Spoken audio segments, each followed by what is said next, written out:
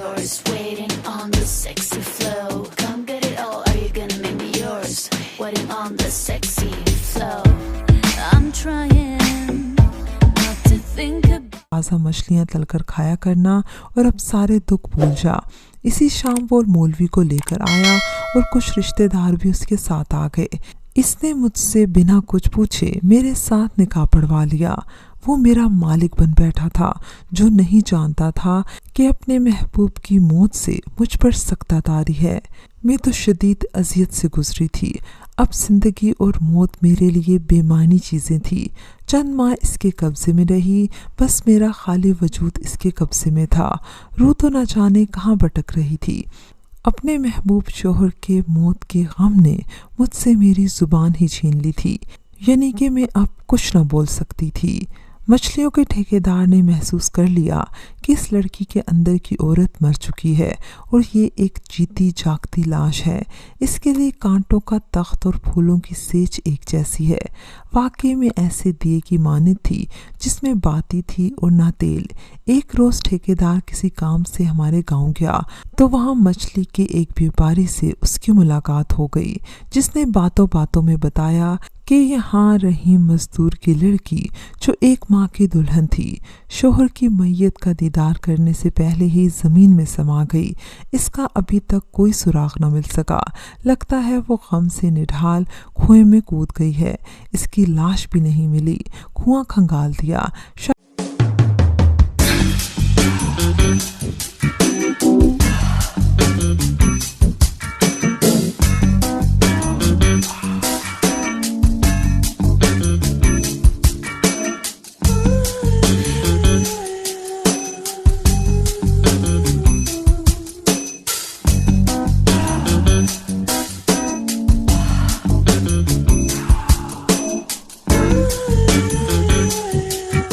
नदी की मछलियां उसको खा गई होंगी। इन बातों से भी ठेकेदार का दिल नहीं दहला। इसने मेरे बारे में जुबान न खोली। घर आई लक्ष्मी को कौन ठुकराता है। मगर एक रोज़ ज़मींदार की बांदी ठेकेदार के घर मछली लेने आई तो इसने मुझे देखा। पूछा, तू कौन है, यहाँ कैसे आई? ठेकेदार की घर वाली तो मर चुकी है। दूसरी कोई औरत भी यहाँ नहीं थी। क्या इसने तुझसे शादी की है? मैं तो गूंगी थी, कुछ न बोल सकती थी। एक पेश लिया और उस पर लिख कर दे दिया, इसकी लॉटरी खुल आई है और मुझे तकदीर ने बेबस किया है। इसने मुझ पर ज़बरदस्ती कब्जा कर रखा है। मैं इसकी बीवी नहीं हूँ। बग़ैर मेरी रजामंदी के इसने मुझसे निकाह पढ़ा लिया था। बांदी ने जाकर ज़मींदार से माजरा बयान किया तो इसने ठेकेदार को बुलवा कर बास पुरस की। सच बता, वरना आज ही बड़े खान को कहकर तेरा ठेका मंसूख कराता हूँ। डर के मारे ठेकेदार ने सच उगल दिया। मैंने तो एक लावारिस को घर में पनाह दी है, सवाब का काम किया है। मुझे क्या खबर थी कि सवाब के काम में आदमी फंस जाता है। यकीनन फंस जाता है, और वो भी जिसकी गर्दन पतली होती है, और मेरे सामने तेरी गर्दन पतली है। लिहाजा इस लड़की को फ़ौरन मेरे हवाले कर दे ताकि पता चले वो बेचारी किस घराने की इज्जत है और कौन इसके वारिस हैं। नवाब खान ने फ़ौरन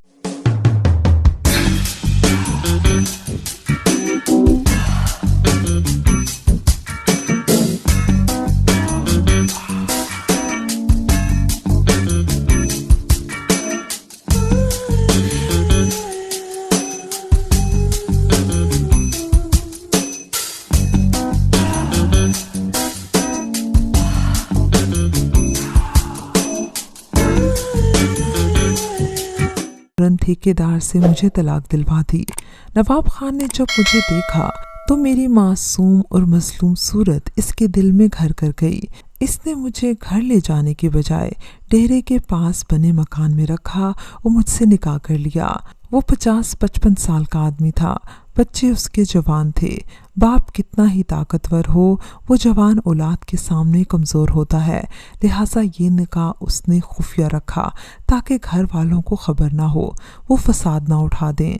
मैं मट्टी की मूरत की मानद دل کے ایک مندر سے دوسرے میں سجا دی گئی، لیکن سب ٹھکانوں سے بہتر مجھے نواب خان کا گھر لگا۔ وہ مجھے خوش رکھنے کے لیے شہر لے جاتا، شاپنگ کراتا، سونے کے زیورات دلواتا، غرض اپنی نرمی اور محبت سے میرا دل جیتنے کی کوشش کرتا۔ اس شخص میں خاندانی رکھ رکھاؤ تھا، شخصیت میں گہرائی تھی، سلوک میں بڑا پن تھا۔ ان خوبیوں نے رفتہ رفتہ میرے دل کو رام کیا اور میں دوبارہ زندگی کی طرف لوٹنے لگی۔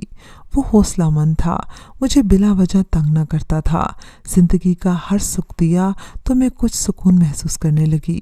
اب مجھے نیند بھی سکون کی آتی تھی۔ گھر کا کام باندیاں کرتی اور خان ہفتے میں صرف ایک بار آتا تھا۔ اگرچہ جسم کی راحت اور آرام تو مجھے ملا، مگر دل ابھی تک میرا خالی مکان تھا۔